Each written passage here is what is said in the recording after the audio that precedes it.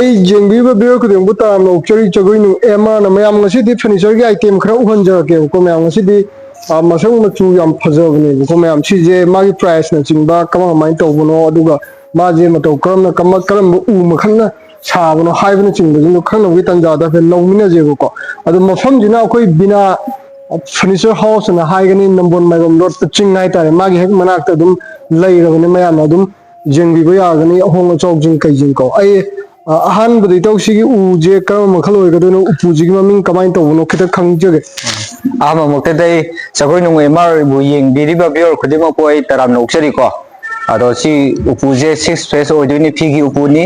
उ मखन्ना वांग ओइदोनी ममन्ना पालिसिंग हुमफु लई को औदं हांगो जेंगी तो हांगो जेंगी को चिनि को बि लई उजे कानी नि ममाय नि जुरा जुरा सेमे को मनुंगी फिरम देना सिगी रंगी कंडीशन लेरे कनो कोई मयादा खाइबो खोब कम लेते फुल ड्रॉ ओइगदो ने फुल ड्रॉ ओइबा फुल ड्रॉ ओइने हाइबी बुगा होल्डिंग सिना सिगी मैं अनि थोंग अनि नि पुल पुल लगा फोल्डिंग सेमे सांग सांगना मथंग मथंग मया गिजिना फी याला थंबगी सोक्तो कोइना हैंगर शट हैंगर का होइबा यम शिमाना लेबी को मैं अदुगा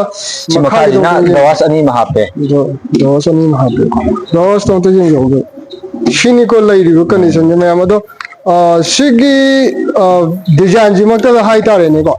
अदुम अतोपा एनी उ मखलम अदुम साबा याबा कमाय तो या अतोपा अदुम ले हाउदा पामजु चनबे याय उनिथौ पामजु चनबे याय टिकता पामजु क्यूदो ओइबो तारगजु क्यूजे क्यूजो द हाइबियो कमाय तो क्यूजे चनबे याय दो क्यूजे जे एगोंदे दी सोक चे खतंग वाय क्यू लेके मैंने हाइबी बनी क्यूजे खतंग स्ट्रांग वाय ना हाइबी बने दो सिगी ताइबा डिस्टेंबर जे अखोइना कस्टमर की अपामगे मखा पोना एनी मचू म खंदीगा अदुम ताइबा जा कनी को सिगी ना हाइबनी को दो मोइना ब्लू द तबियो जो ब्लू तैनी येलो तबियो जो येलो तबिया रेड तबियो जो रेड तबिया सिमर हाइबी बनी अदो ngasi जा मयाम दैनो जो हाइजगदो जे ngasi याम फजै मागी मसंग मचू जिंग कै जिंग को मयाम ओतंग गेमिना जे को सिगी मथंग gi कै हाइगदो तो मनुंग जे लाइट हापो मालु को सिजा मनुंग जे लाइट हापे कोइना ममांगदा दवास मापनगी उपु ओइबदो सोबोस कोलिकी नेबको दवास मापनगी उपु ओइबदो दवास तरु कथलगा अहुम पालगा सेमदोपियोना माइ तोगा कस्टमर ना मोडिफाई तोरपा सिनी को जिक लई जदो मनुंगी लाइट से कोई जुमदगी आइदि जेक कुममदा दुम थिलगा माजे लाइट से पीबो ओइगदो कमाय युंगी कोई स्टेशन कॉल अमा दगी जेक कुमबा दुम पीरगा कुममदा थिलगा को वालदा जे अमा दुम हापीर काना दुम लाइट चेक कहता रे छिजे लाइट चेक कहता रे कोई चार्जिंग दि ओइब्रा कमाय तोगे सिजे सी डायरेक्ट एसी ओरे डीसी के ओइद्रे डीसी पाम्बियो हारगसु दुम डीसी पाम्बबुदि याबजान अदिगिदि हजिक्ति लाचे अमना सेंसर पाम्बियो हाबजु यावे सेंसर पाम्बियो हागने सेंसर पाले कस्टमर दुगी अपामने हागनी हाइबो पोचे दो माजे सिजु उ मखलजे वांग दुम ओइगदो सिजु वांग ओइगदोनि को वांग ओइगदोनि ना हाबिबनि सिगी अदंग मखुम जोंग हांदोपियो को मनुंग जोंग जिंग को सि फुल नि लाइजे को फुल सुनाय लाइजे को तो नहीं है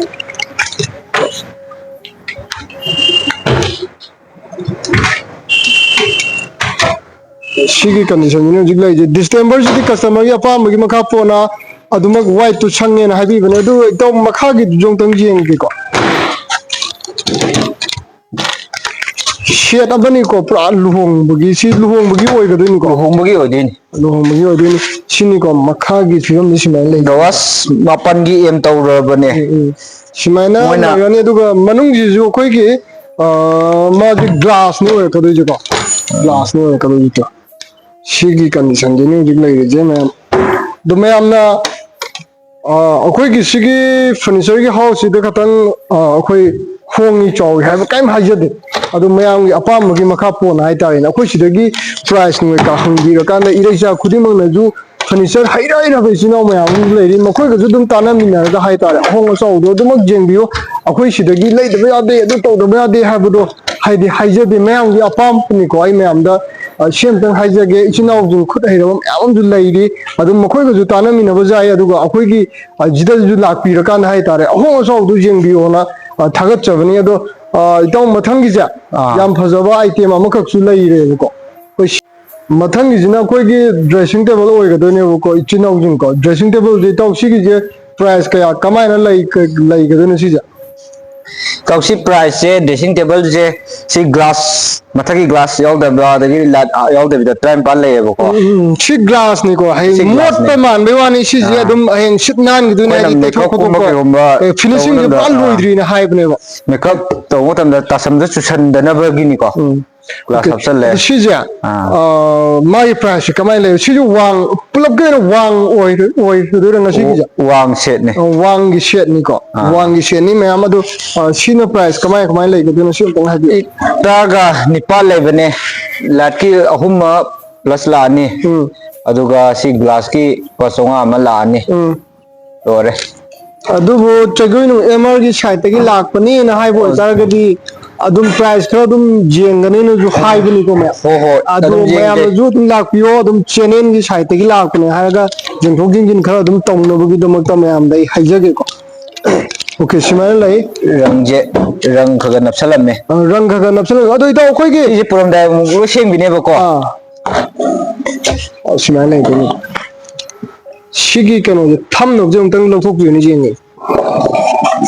असिदनिको फमगा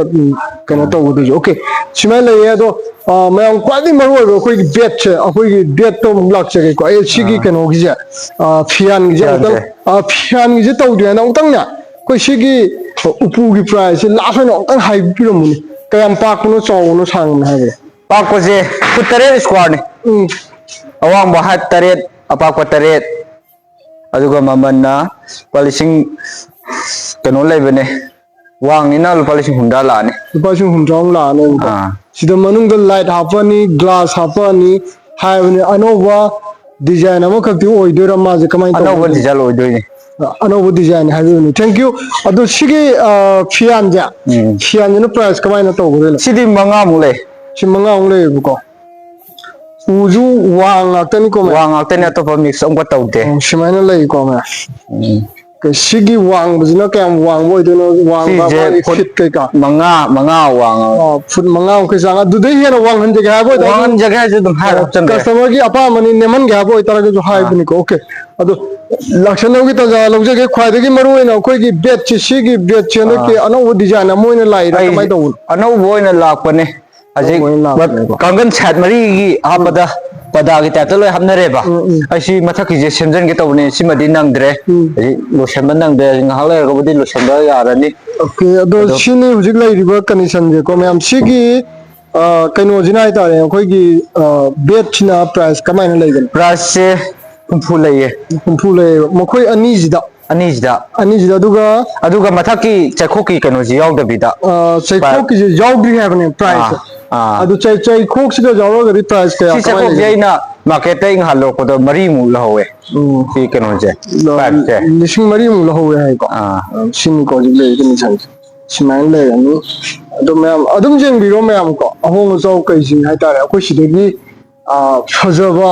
सिदगी फजे हारन जो लौबिरो अतोप जगह दगी फजे हाय मो ताउ लौबिरो अहोंग जो जिंग जेंग बिउ इरेचा जिंग द खोइना थागत चरिजिदि सिमाइना अम लई हाबदुगी पोट पाइप सिजु चरिबो पोट छे थागत चरिबो पोट छे दुना मयामना जेंग बिरो जिदि हाय हाय जगे ममांगी साचे ममांगी लुकछि सिमाइना लई गनि को मातो लई गनि को ओके दुगा आई नेक्स्ट की अखोई की सिंगल ओइन लौजे के हाबो तादि प्राइस के अंग लाकना मदो 60 तंखाई येन दुनरानी अदुदी 30 मुकी चांग लाकदोरा कमाइ तो अदागी एवरेज अदुदी मागी सिना चावे मने सी कतंग दि हेलानी सिना खितंग दि हेन गने हाबने अदु सिना खितंग हेन दुजे चवा कोमा के मुकी चांग ओइ कदो मान के प्राइस सिजना 30 का 3 लाने बको सिजना तो लागत 20 का 8 कुम लाने सिमाइना हाइबी गनि को मा सिगी कंडीशन ने जिगले जेको मैम सिदगी दम होंग जो कइजिंग जिंग जी दुकान दुदा मथक के सिनजे वाली को मथक हाफ को दो वाली बनि को जा जी पोचे पुगी दो बगी खोगी नाइरा कान लई बगी तंजा दुनि को मैम ओके सिनी को लई जी ड्रेसिंग टेबल वाली अदुगा ड्रेसिंग टेबल नम गुरमा ड्रेसिंग टेबल वाली कोई कनो वाली अथाबा तौनी ना मोय हेंग ꯑꯩꯈꯣꯏꯒꯤ ꯁꯨꯁ ꯊꯝꯐꯝꯒꯤꯅꯦ ꯑꯩꯈꯣꯏ ꯁꯨꯁ ꯊꯝꯐꯝꯒꯤꯁꯦ ꯑꯩꯈꯣꯏ ꯑꯦꯛꯁꯇ꯭ꯔꯥ ꯍꯥꯞꯄ ꯑꯣꯏꯒꯗꯣꯏ ꯑꯦꯛꯁꯇ꯭ꯔꯥ ꯑꯣꯏꯔꯦ ꯁꯦꯝꯃ ꯑꯦꯛꯁꯇ꯭ꯔꯥ ꯑꯣꯏꯒꯗꯣꯏꯅꯤꯀꯣ ꯁꯤꯒꯤꯁꯤꯒ ꯑꯗꯨꯒ ꯁꯥꯏꯕꯣꯛꯁ ꯕꯦꯠ ꯁꯥꯏꯠ ꯕꯣꯛꯁꯁꯤꯒ ꯑꯩꯈꯣꯏ ꯑꯦꯛꯁꯇ꯭ꯔꯥ ꯍꯥꯞꯆꯔꯦꯅ ꯍꯥꯏꯕꯅꯤ ꯁꯤꯒꯤ ꯄꯣꯠꯁꯦꯝꯒꯀꯣ ꯁꯤꯗ ꯂꯩꯔꯦꯀꯣ ꯁꯤ ꯑꯦꯛꯁꯇ꯭ꯔꯥ ꯍꯥꯞꯄꯤꯕ ꯑꯣꯏꯒꯗꯣꯏꯅꯤꯀꯣ ꯑꯗꯨ ꯃꯊꯪꯒꯤꯁꯦ ꯑꯩꯈꯣꯏꯒꯤ ꯗꯥꯏꯅꯤꯡ ꯗꯥꯏꯂꯤꯡ ꯂꯣꯝꯗ ꯑꯃꯨꯛ ꯆꯪꯁꯤꯟꯁꯤꯀꯣ ꯗꯥꯏꯂꯤꯡꯁꯦ ꯄ꯭ꯔꯥꯏꯁ ꯀꯌꯥ ꯀꯃꯥꯏꯅ ꯂꯩꯕꯅꯣ ꯍꯥꯏꯕꯗꯣ ꯈꯤꯇꯪ ꯈꯪꯃꯤꯟꯅꯅꯕꯒꯤ ꯇꯥꯟꯖꯥꯗꯣ ꯂꯧꯔꯁꯦꯕꯀꯣ ꯃꯌꯥꯝ ꯗꯥꯏꯅꯤꯡꯁꯦ ꯁꯤ ꯇꯦꯕꯜꯁꯤꯅ 3,500 ꯂꯩꯌꯦꯕꯀꯣ 3,500 ꯂꯩꯌꯦꯕꯀꯣ ꯑꯗꯨꯒ ꯆꯤꯌꯥꯔꯁꯤꯅ 3,100 ꯂꯩ ꯃꯗ ꯁꯤꯃꯥꯏꯅ ꯂꯩꯒꯗꯣꯏꯅꯤ ꯀꯩꯅꯣ ꯑꯃꯨꯛꯇꯪ ꯃꯊꯛꯇ ꯊꯥꯡꯒꯠꯄꯤꯁꯤꯗꯣ ꯑꯩ ꯑꯃꯨꯛꯇꯪ ꯁꯣ ꯑꯃꯨꯛꯇꯪ ꯇꯧꯃꯤꯟꯅꯅꯕ ꯃꯌꯥꯝꯗꯀꯣ ꯁꯤꯅꯤ ꯀꯧꯗꯨꯛ ꯂꯩꯔꯤꯕ ꯀꯟꯗꯤꯁꯟꯁꯦ ꯃꯌꯥꯝꯅ ꯁꯤꯗꯒꯤ ꯑꯗꯨꯝ ꯌꯦꯡꯕꯤꯌꯨ ꯍꯥꯏꯇꯥꯔꯦꯀꯣ ꯁꯤꯗ ꯑꯩꯈꯣꯏꯅꯁꯨ ꯍꯥꯏꯖꯗꯣꯏꯁꯦ ꯑꯦꯅꯤ ꯗꯤꯖꯥꯏꯟ ꯑꯃ ꯒꯨꯒꯜꯗꯒꯤ ꯀꯩꯗꯒꯤ ꯑꯩꯈꯣꯏꯅ ꯀꯩ ꯍꯥꯏꯇꯥꯔꯦ ꯗꯥꯎꯟꯂꯣꯗ ꯇꯧꯕꯤꯔꯒ ꯄꯨꯔꯛꯑꯀꯥꯟꯗ ꯑꯗꯨꯒꯤ ꯗꯤꯖꯥꯏꯟꯗꯨꯃꯛꯇꯗ ꯑꯗꯨꯝ ꯁꯥꯕꯤꯌꯣꯅ ꯍꯥꯏꯕ ꯑꯣꯏꯇꯥꯔꯒꯁꯨ ꯐꯔꯅꯤꯆꯔ ꯍꯥꯎꯁꯁꯤꯅ ꯑꯗꯨꯃꯛ ꯁꯥꯒꯅꯤꯀꯣ ꯃꯌꯥꯝ ꯑꯣꯀꯦ ꯁꯨꯃꯥꯏꯅ ꯍꯧꯖꯤꯛ ꯂꯩꯌꯦ ꯃꯌꯥꯝ ꯑꯗꯣ ꯃꯌꯥꯝ ꯚꯤꯗꯤꯑꯣꯁꯦ ꯀꯩ ꯍꯥꯏꯇꯥꯔꯦ ꯈꯤꯇꯪ ꯂꯦꯠ ꯈꯤꯇꯪ ꯑꯣꯏꯈ꯭ꯔꯦ ꯍꯥꯏꯗꯤ ꯂꯨꯍꯣꯡ ꯄꯟꯊꯥꯗꯤ ꯈꯤꯇꯪ ꯈꯔ ꯑꯃꯨꯛ ꯂꯨꯍꯣꯡ ꯄꯟꯊꯥ ꯈꯤꯇꯪ ꯂꯣꯏꯁꯟꯅꯔꯛꯄꯒꯤ ꯇꯥꯟꯖꯥꯁꯨ ꯑꯃꯨꯛꯁꯨ ꯑꯃꯨꯛ ꯑꯣꯏꯔꯦ ꯑꯗꯨ ꯑꯣꯏꯇꯥꯔꯒꯁꯨ ꯁꯤꯡꯖꯒꯦ ꯈꯣꯠꯆꯒꯦ ꯑꯗꯒꯤꯗꯤ ꯃꯇꯝ ꯉꯥꯏꯊꯣꯛ ꯉꯥꯏꯁꯤꯟ ꯀꯩꯀꯥꯁꯤꯡ ꯍꯪꯕꯤꯅꯕꯒꯤꯗꯃꯛꯇ ꯑꯩ ꯃꯐꯝꯗꯨꯁꯨ ꯑꯩ ꯑꯃꯨꯛ ꯍꯟꯅ ꯍꯥꯏꯖꯒꯦ ꯅꯝꯕꯣꯜ ꯃꯥꯏꯕꯝ ꯂꯣꯠꯄ ꯆꯤꯡ ꯖꯄꯥꯟ ꯃꯦꯃꯣꯔꯤꯌꯦꯜ ꯂꯩꯕꯗꯨꯒꯤ ꯍꯦꯛ ꯃꯅꯥꯛꯇ ꯗꯤꯅꯥ ꯐꯔꯅꯤꯆꯔ ꯍꯥꯎꯁꯅ ꯁꯣꯔꯣꯛꯀꯤ ꯃꯅꯤꯡ ꯊꯪꯕꯗ ꯂꯩꯕꯅꯦ ꯑꯗꯨꯗ ꯑꯗꯨꯝ ꯌꯦꯡꯕꯤꯅꯕꯒꯤꯗꯃꯛꯇ ꯑꯩ ꯏꯔꯩꯆꯥ ꯈꯨꯗꯤꯡꯃꯛꯁꯤꯡꯗ ꯍꯥꯏꯖꯒꯦꯀꯣ